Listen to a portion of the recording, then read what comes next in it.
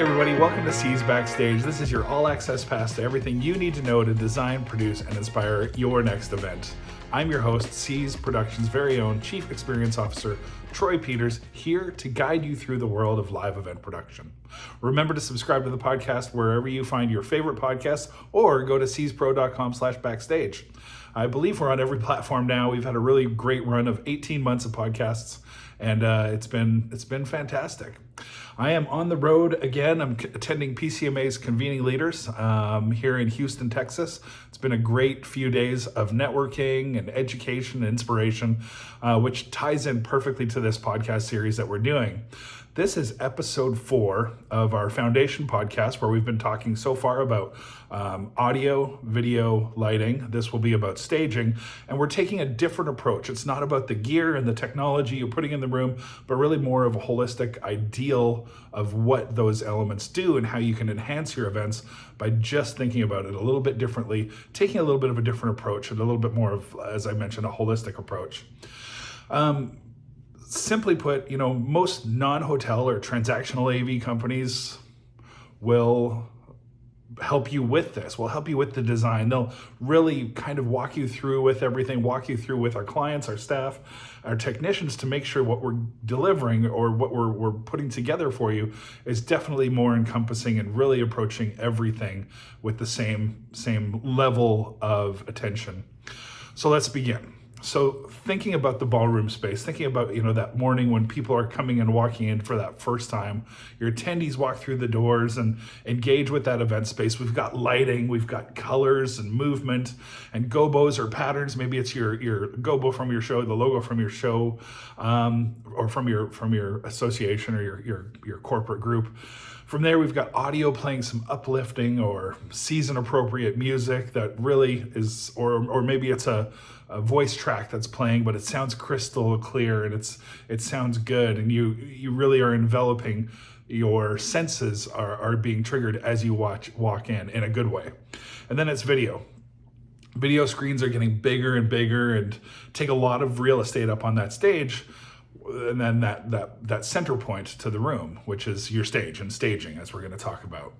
But these 3 elements, audio, video, lighting, only set up half the story. The rest is actual stage and physical design and how we fit into the space that we're trying to work in.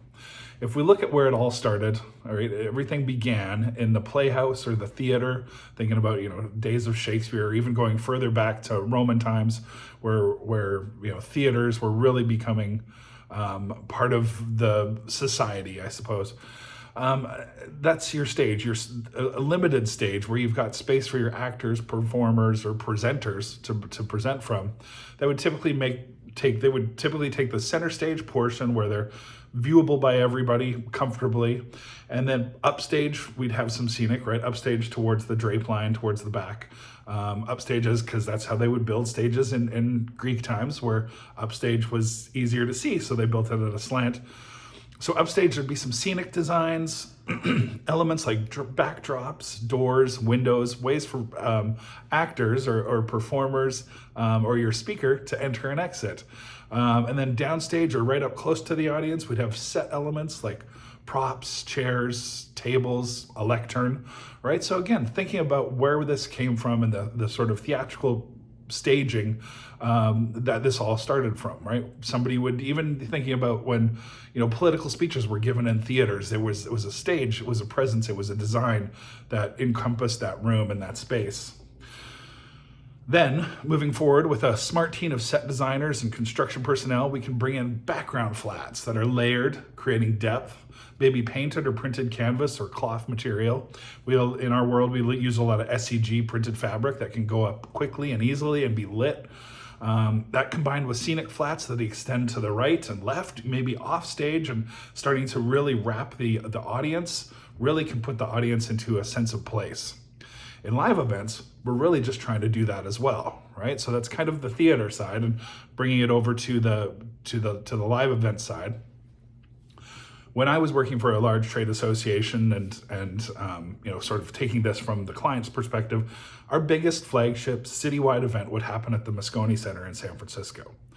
We had 20,000 attendees coming into the city from all around the world, and we wanted them to feel like the Moscone Center was our place. This is where we held our biggest conference every year.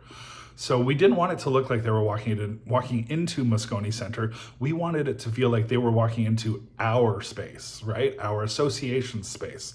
So right from the front, we had signage on the board, on the building. Moscone Center is fairly, I don't want to say bland, but it's kind of bland.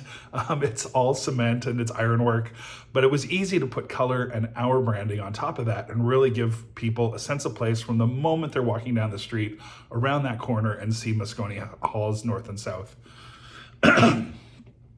But then when you entered into the space, you come through registration, you can see our signage, our branding, maybe some LED wall that's got some more content that really helps deliver the feeling that you're in our space. Then down the escalators leading to the show floor with, wraps and more digital signage, and then into the breakout rooms where you've got pop-up banners and the general session with plenaries, and where we had a captive audience. We knew they'd all be taking lots of pictures. We really wanted to continue that sense of place. And so if somebody posted a photo, you knew that they were there for our association.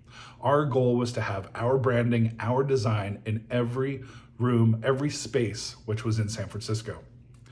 Focusing more on the main stage, we want to continue that conversation with the look and feel of the event. If we're working with a client whose focus is on the environment, having a living wall of ferns or moss that seamlessly integrates or wraps around your projection or LED screen is a pretty powerful staging element that you can put and really puts the audience into your message without saying a single word.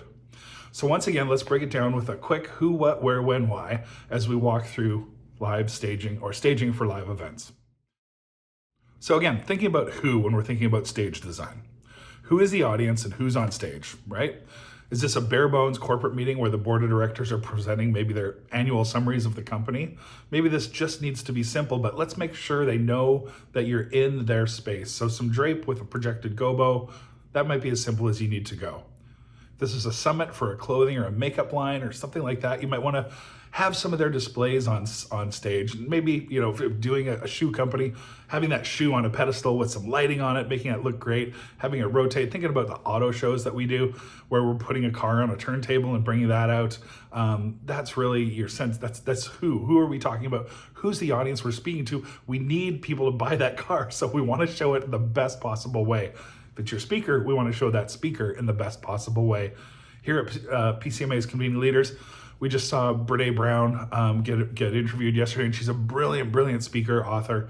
And it was a really nice way that they approached it. They just had two very comfortable seats, and they did this sort of interview style.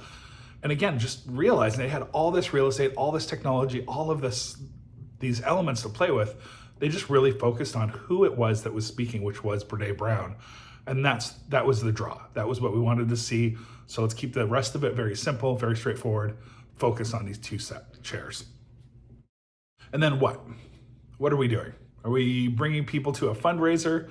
Do we need to have props and things up on stage? Are we doing an auction, right? Having those elements ready, having pedestals in place so that people can pick up an item and show it off. Maybe you put a thrust or a bump out on the front of your stage so that you can go out into the audience as your MC if they're trying to really engage with the audience, or a speaker that's maybe really engaging and interacting with the audience, push them out into the audience so they feel like they're amongst the crowd. I remember years ago we worked with Magic Johnson. He stepped off the stage right away. Nobody was ready. We had to turn all the lights on in the room, and he walked through the entire audience and interviewed and talked to people and did chest bumps, and that was amazing. It was an amazing spur of the moment thing that happened. But if we can anticipate that and build a bump out where we know that person's going to want to come out and walk, we can light it, we can be ready with cameras so that we make sure we're capturing everything in the best possible way. And then where? This is my favorite one when it comes to staging. There's been so many times where we've done an event that's been in Orlando, and maybe we're at one of the Disney properties, or we're in Hawaii, or we're in Palm Springs, or we're in Canada, and everybody's traveling to this destination city, anticipating that they're going to get to see that city or that destination and see the palm trees, see the beach, see Mickey Mouse. So how can you incorporate that into the stage design? really simple ways. We've done some really cool like wave designs that, we were doing an event in Huntington Beach where we had this wave that was just a scenic piece underneath the screens on the left and right of stage, and then one upstage as well with an LED wall that had all this magnificent content of underwater scenes and fish and seaweed sort of drifting and floating that really put people in the ballroom that weren't anywhere, they were close to the beach, but weren't on the beach, but it felt like they were in a sense of place. So that where is so simple, putting up some palm trees, real or scenic, and really extending that space into your space, or that destination into your space. And then when, right? Thinking a little bit more about when you're coming into that space early in the morning. Let's make it let's get people's energies up. Let's really wake people up and get them into your space. Color design can really evoke feeling. Warm yellows, oranges, and reds for comfort. Cool blues and greens for education and staying alert. It's not a coincidence that political events are always in front of a sort of blue background or some sort of step and repeat that has some blue, because they're wanting you to pay attention, and it does evoke that sort of like wake up and here's what's going on, and it's easy to look at. The other part of when is the scenic element or props that you place on stage, right? When do those go off and on stage? We have stagehands that will set these pieces so that when it's one person on stage, there's no other things on stage. There's no distracting elements.